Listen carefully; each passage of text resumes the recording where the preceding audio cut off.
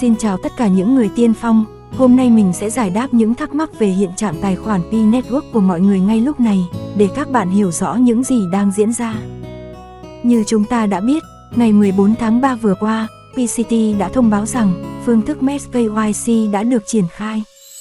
Tức là tất cả thành viên đều có thể thực hiện việc xác minh danh tính KYC mà không cần nhận được bất kỳ thông báo phân phát nào.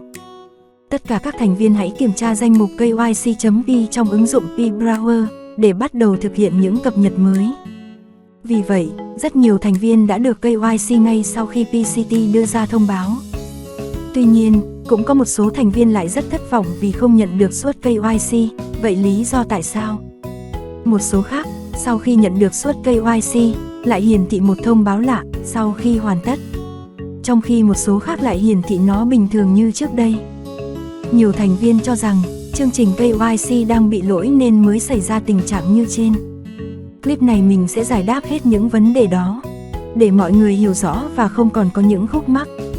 Trước khi đi vào vấn đề, các bạn cần hiểu rõ một khái niệm trước. Đó là tài khoản đặc biệt. Những tài khoản bị AI gắn mác là tài khoản đặc biệt, được PCT gọi chung chúng là tài khoản giả mạo. Những tài khoản này sẽ không đủ điều kiện để xác minh danh tính KYC, cũng như trở thành thành viên chính thức của mạng lưới. Điều này các bạn có thể thấy PCT ghi rõ trong danh mục KYC Mainnet Checklist. Sàng lọc danh sách chống khủng bố, chống rửa tiền của chính phủ, những tài khoản có chạy tập lệnh hoặc có lịch sử vi phạm chính sách. Tuy nhiên, những tài khoản khác người, có dấu hiệu tự động giống máy tính, hay chỉ đơn giản là chúng không giống với số đông những tài khoản còn lại trong mạng lưới. Chúng cũng sẽ bị đánh giá là những tài khoản đặc biệt. Để bảo vệ giá trị của đồng Pi, đồng thời ngăn chặn những tài khoản được tạo ra nhằm chống phá mạng lưới, PCT kiểm tra rất khắt khe vấn đề này.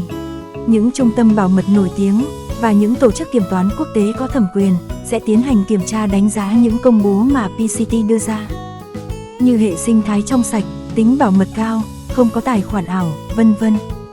Tất cả đều được thuật toán AI sàng lọc khắt khe trước khi có thể trở thành thành viên chính thức của mạng lưới. Một dự án lớn với số lượng thành viên có thể có quy mô toàn cầu. Phương án đánh giá kiểm tra bằng nhân sự là không thể thực thi. Vì vậy họ sử dụng vòng tròn bảo mật gồm 5 thành viên quen biết nhau và một thuật toán AI để sàng lọc và đánh giá. Nếu như có một thành viên trong vòng bảo mật tạo ra thêm một tài khoản xấu, tài khoản này sẽ không có mối tương quan với các thành viên còn lại. Thuật toán AI sẽ theo dõi và loại tài khoản này ra khỏi mạng lưới. Bằng cách chia thành viên thành các nhóm nhỏ quen biết nhau, những tài khoản giả mạo thật khó để có thể xâm nhập vào mạng lưới. Tài khoản giả mạo sẽ không có những mối quan hệ xã hội, vì thế chúng đơn độc, sẽ bị AI phát hiện và loại bỏ. Tuy nhiên, sử dụng AI trong quá trình xác minh danh tính sẽ gặp rất nhiều bất cập, như là độ chính xác không cao. Tuy AI không bao giờ sai trong việc loại bỏ một tài khoản giả mạo, nhưng nó sẽ sai trong quá trình loại bỏ một tài khoản người dùng thật. Các bạn hãy hiểu nôm na như kiểu nó đang bắt nhầm còn hơn bỏ sót vậy.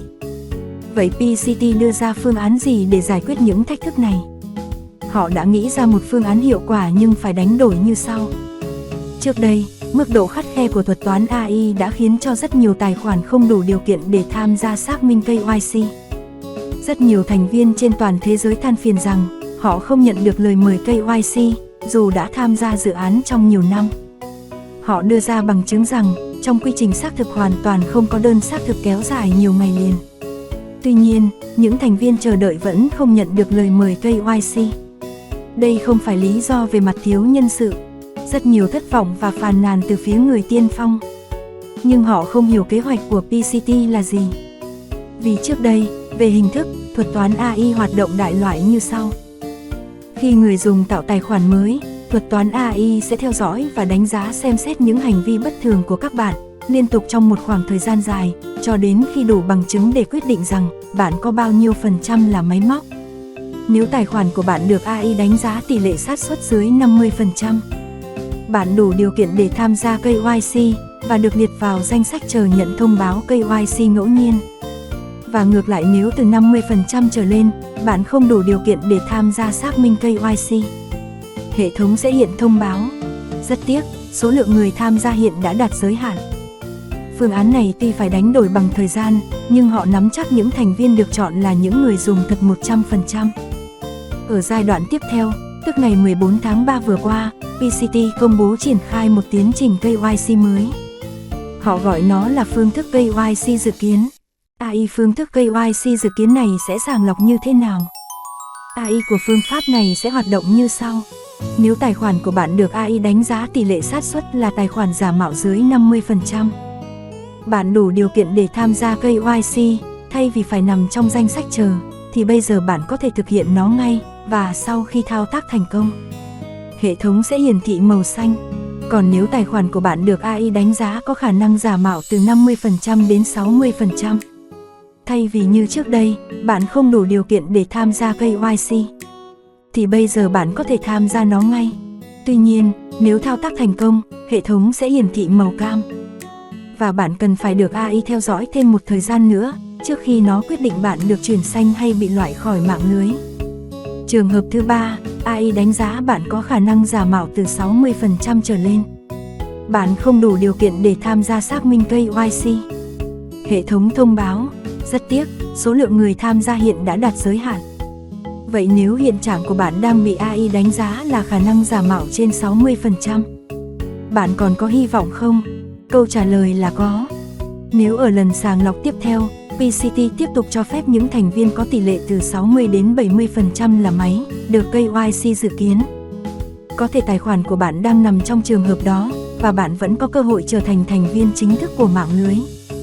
Hy vọng clip này sẽ giúp mọi người hiểu hơn về dự án Pi Network. Nhìn thấy được sự nghiêm túc trong công việc của họ.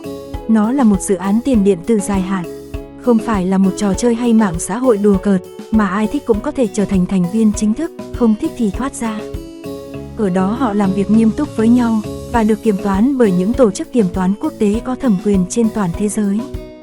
Xin chào và hẹn gặp lại các bạn trong các clip sau.